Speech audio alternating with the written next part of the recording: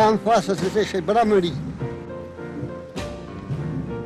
C'était là, ici, chez Dufour, mais celui qui était, c'était Cassan à ce moment. Le 27 novembre 1915, le journal de Bergerac annonçait la construction d'une nouvelle usine à l'est de la ville, sur les bords de la Dordogne. Un an plus tard, la poudrerie nationale de Bergerac était sortie de terre et produisait déjà 60 tonnes de coton-poudre par jour. Entre 1915 et 1960, des milliers d'hommes et de femmes travaillèrent dans ces murs, parfois par familles entières. Voici l'histoire de la poudrerie de Bergerac, de 1915 à 1960, telle qu'elle vit aujourd'hui dans la mémoire des poudriers et des Bergeracois.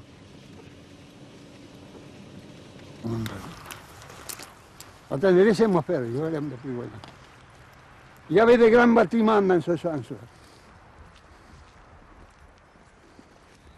Je suis perdu complètement.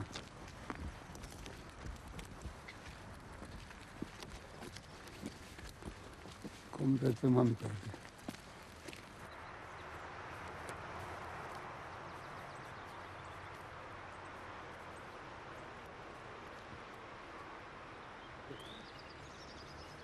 Ici, la maison, ici, voyez?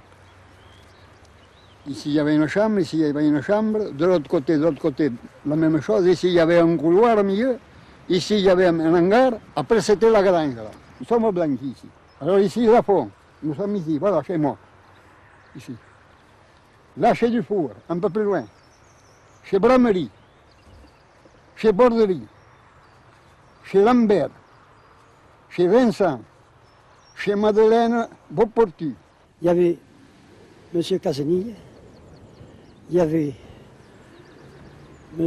Lambert, M. Laval, M. Lafont, alors celui-là qui avait sa ferme au milieu du champ là-bas. C'était presque des terrains nus, hein, mais c'était des terres à céréales.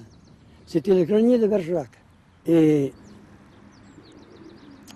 cette usine a commencé vers le printemps 1916, et comme c'était une usine très importante, qu'on n'avait jamais vu de pareilles choses à Bergerac, ça a été un lieu de promenade du dimanche. Le dimanche, sur la route de la Laine, il y avait 3 ou 4 000 personnes l'après-midi qui se promenaient pour voir la construction du chantier. La première construction qui s'est faite, c'est les châteaux d'eau.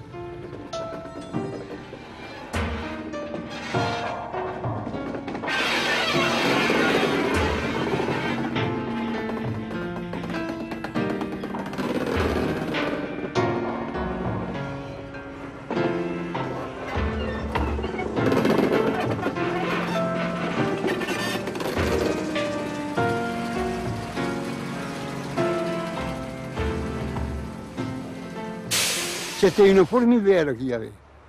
Et puis c'était tout fait, comme on dit. Avec les bras, il n'y avait pas de machine, il n'y avait rien. C'était tout fait à bras. Il y avait de tout, je vous dis, il y avait des Anamites, il y avait des Chinois, il y avait des Arabes, il y avait de tout. C'était une fourmilière.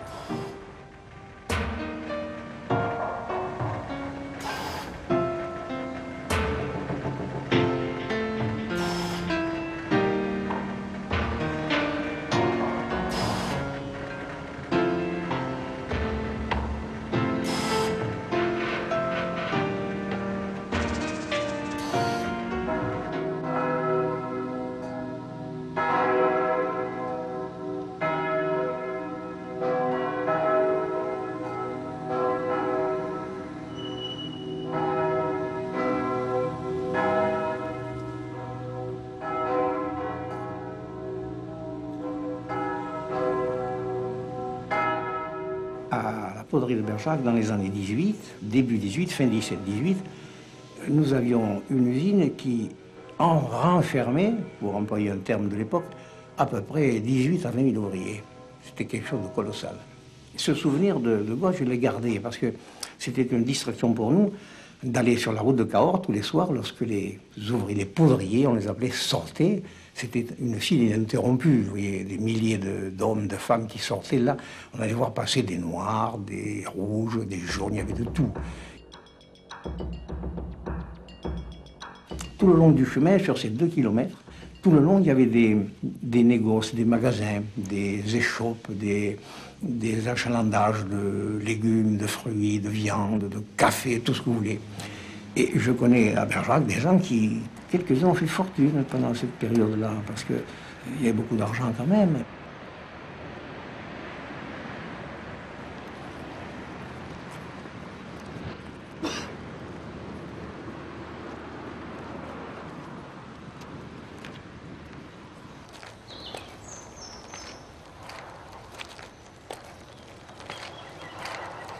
Eh bien, il y a environ 4 km. 4 km que l'on faisait à ce pas que je mène, je porte là, pendant 30 ans. 8 km par 24 heures comptées. Ça me fait le tour de la terre presque, à pied. C'est pour ça encore que je marche.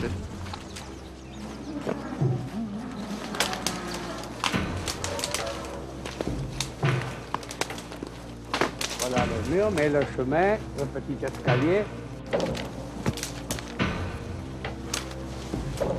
Voilà les anciens bâtiments. Et pour monter,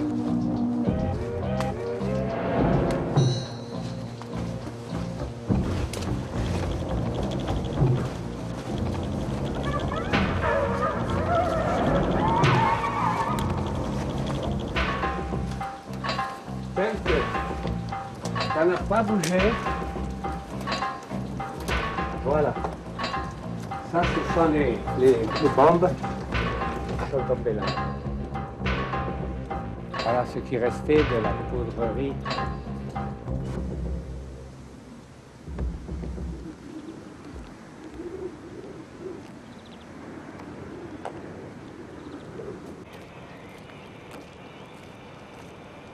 C'était un peu le travail forcé, hein. C'était le travail forcé. Et alors les hivers, c'était les hangars, les ateliers n'étaient pas bien isolés de la température. C'était très mauvais le travail et puis c'était tout chronométré. C'était les travaux forcés.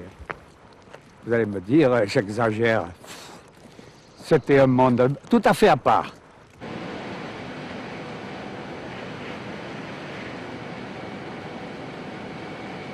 Ce travail est très pénible. Les ouvrières, pour la plupart jeunes filles et jeunes femmes, s'y épuisent rapidement.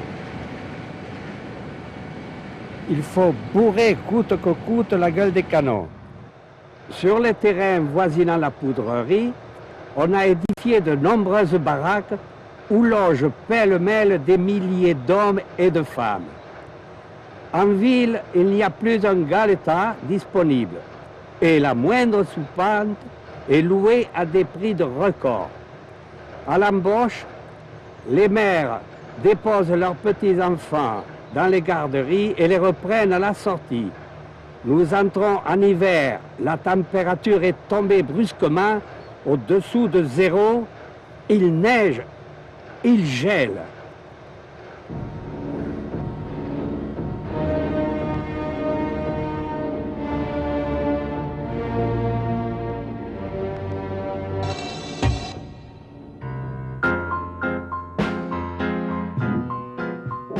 À l'arrêt des hostilités, en 1918, la poudrerie est mise en sommeil, débauchant des milliers de poudriers. Le 13 juillet 1928, la ballastière, qui renfermait des fûts de poudre B, prend feu. L'incendie fait plusieurs victimes. Dès 1936, la poudrerie est rééquipée.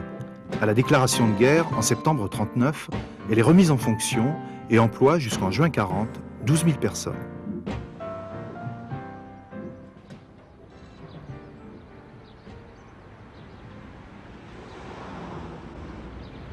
Alors, et vous avez d'abord les deux cheminées de la poudrerie, là-bas en face. Et la grande, l'ancienne, il y en avait deux comme ça. Hein. Il y en a une qui était fichue par terre. Je ne l'ai jamais quittée depuis 1940, la cheminée de la poudrerie. J'habitais donc dans les logements de fonction. Après, quand je suis allé en retraite, on a construit là-bas derrière, c'était pas loin d'ici, à 200 mètres. J'avais encore la cheminée de la poudrerie et puis après on s'est trouvé avec la cheminée de la poudrerie en face. Enfin, ça...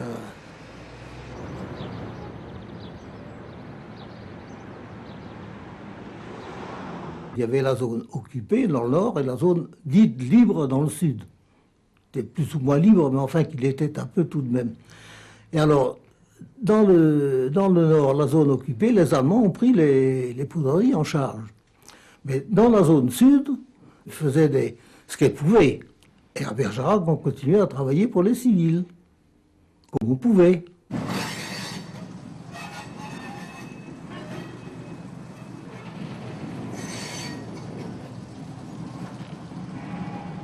Après l'invasion, il y a eu un contrôle allemand, qui était très léger d'ailleurs, hein, qui était très léger. Et alors à ce moment-là, il y a tout de même, on a commencé à fabriquer alors pour les Allemands. La nitrocellulose d'abord, et ensuite ils ont mis en route, alors les Allemands ont fait remettre en route la partie poudre, la partie ouest de la poudrerie. Mais le contrôle allemand, en réalité, était très léger. Je dis le contrôle intérieur, parce que là, à la poudrerie, en somme, il y avait juste un lieutenant et un feldwebel. C'est tout. Lorsque nous étions de nuit, au lieu d'envoyer le coton de la goulotte dans les essoreuses, eh bien, par une dérivation, j'envoyais le coton poudre à la Dordogne directement. Ce qui fait que, bien sûr, ça manquait à la fabrication, mais enfin, il y avait un contrôle tout à fait pas trop strict, ce qui fait que... À partir de 1943, la Gestapo fait de fréquentes incursions dans la poudrerie. Elle recherche les stocks de bronze, de métaux précieux, de pneus et d'essence qui y sont dissimulés. Le 15 novembre 1943, la station de pompage est sabotée. Le 18 mars 1944, la Royal Air Force bombarde la poudrerie, occasionnant de nombreux dégâts. D'avril à août 1944, la résistance, extérieure et intérieure, sabote un grand nombre d'installations.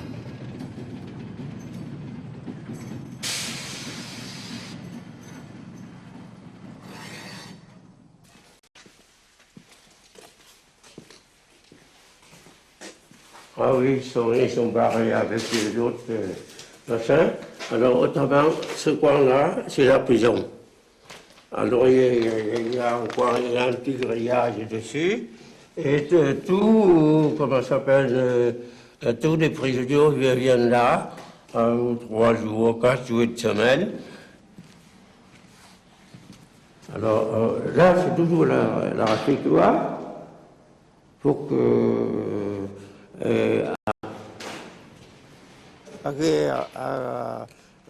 La guerre est déclarée ici et l'Indochine est considérée comme colonie française. On l'appelle la patrie mère. Colonie française, donc on l'appelle le patrie mère. Il faut aider la patrie mère. Alors, si on est 2 ou 3 garçons, il en faut un qui s'engage. Au début février 1940, nous sommes arrivés à Bergerac. On est 6 compagnies. On est dans chaque compagnie 250 personnes, avec quelques interprètes. Les conditions de travail, c'est pas compliqué. Les conditions de travail, c'est pas compliqué du tout. 2 ou 3 hommes, vous poussez les wagons, on amène quelque chose, un bidon ou n'importe quoi dont ils ont besoin. N'importe quoi qu'ils ont besoin. À l'atelier, on fait bouillir le coton cru et une fois qu'il sort, on l'amène dans un autre atelier pour le laver. Il l'amène à l'atelier pour qu'il lave. Puis une fois lavé, on l'amène dans un autre atelier pour le moudre. Là, il y a d'immenses machines. La nourriture, au début, c'était bien. Après 1 an, on nous dit « on va vous rationner, il n'y a plus de riz ». On ne nous donne plus que du pain. À partir de là, on souffre énormément. À partir de là, on souffre énormément. Et en 7 ans, quand j'ai quitté le service d'État, on m'avait donné 50 francs nouveaux de pécule. 50 francs nouveaux de pécule.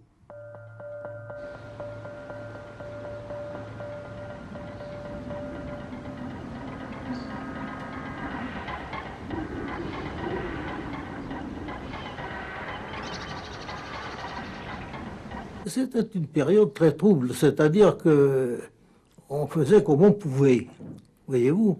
Et ce qu'il y avait, c'est toujours cette insécurité perpétuelle. On n'était jamais sûr de ne pas se faire ramasser ou pour une raison quelconque par les Allemands. Alors, la gendarmerie, elle, c'était pas méchant. En général, ils venaient, ils regardaient, c'était pas ça, c'était la Gestapo.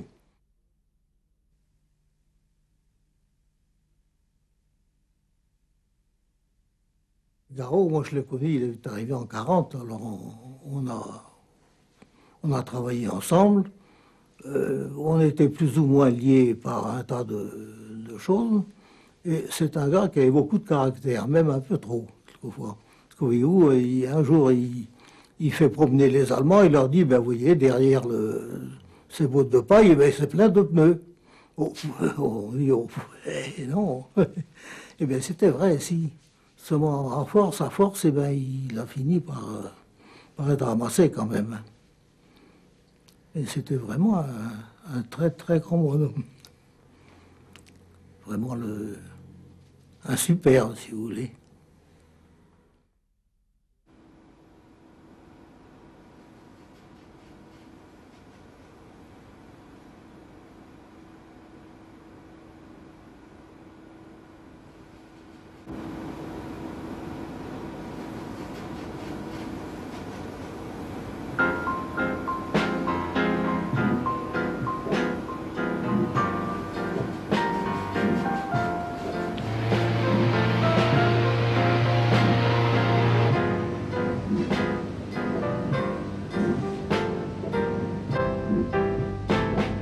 Monsieur de Brandes est monté là-haut, posé le drapeau français.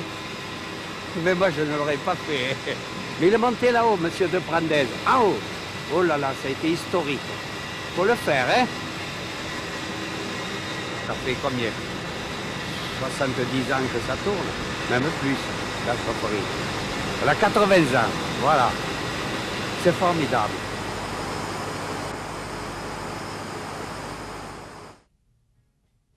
La production a repris petit à petit.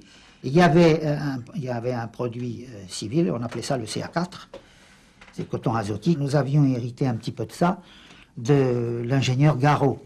Les gens se sont remis vraiment au travail. Et on avait et alors ce qui est intéressant, c'est que on travaillait pour nous. Voilà, disons ce qu'on faisait en 45, bon, avant 45 c'était pour quelqu'un, c'était pour l'occupant. Mais là, on a l'impression, et c'est vrai, on travaillait pour nous, pour la France. On peut dissoudre d'autres corps dans les solutions de nitrocellulose, la mélanger avec d'autres produits tels que des plastifiants, des résines, des colorants, des pigments. C'est grâce à ces propriétés que s'expliquent les nombreuses applications de la nitrocellulose qui est, en fait, la plus ancienne des matières plastiques synthétiques connues. Elle est utilisée dans la fabrication des films de cinéma, du celluloïd, des simili-cuirs, des toiles enduites, de certaines colles et des vernis de toutes sortes. Quand il y avait des menaces de guerre, immédiatement il fallait produire de la poudre. Puis quand les menaces de guerre cessaient, ben, on n'avait plus rien à faire. Ces alternatives de production forcenée et puis d'arrêt total, alors il y a embauchage et puis ensuite mise en chômage, c'était extrêmement pénible ça. Alors notre but c'était d'essayer justement d'avoir à côté des fabrications militaires, des fabrications civiles beaucoup plus régulières. C'était l'idée que j'ai eue, que j'ai défendue, oui.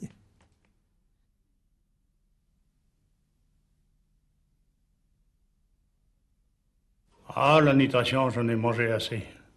J'en ai fait toutes sortes de nitrations, en commençant par la Selvic, la turbine Selvic, qui consistait à noyer le coton avec la fourche. Nous étions trois par équipe. Et alors on mettait la quantité d'acide voulu.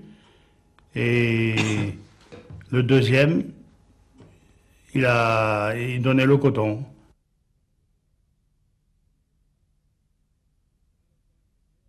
Quand le temps était clair, comme ça, là, bon, ben, ça allait très bien. Mais si le plafond était bas, les vapeurs restaient basses en bas, alors là, on en prenait son aise.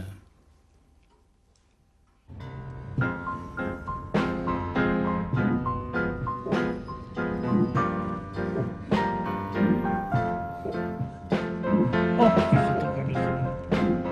Oh, du premier coup, ça s'ouvre. La SNPE. Pour nous, c'était la peine B. Eh oui. Pour tous les amis, oui, on en fait des frais. Hein.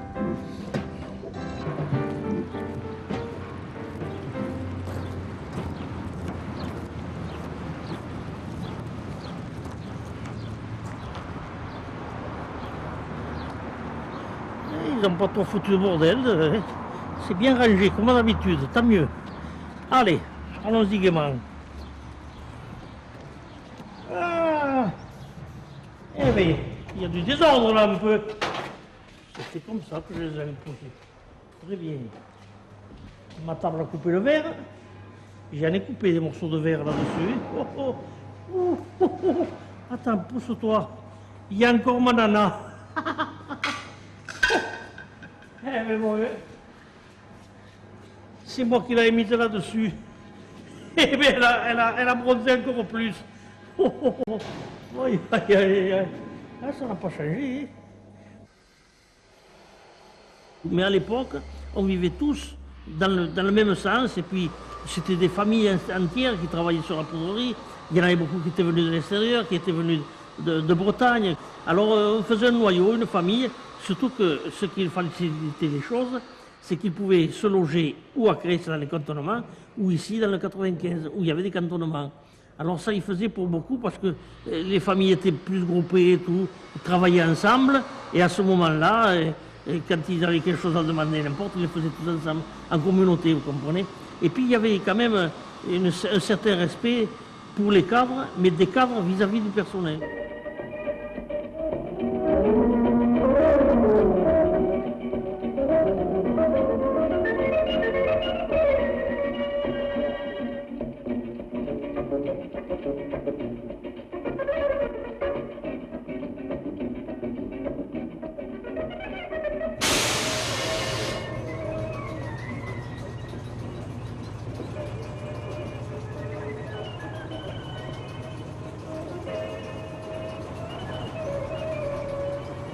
Les délégués syndicaux, je veux dire, m'ont beaucoup aidé, m'ont donné quelquefois de très bonnes idées.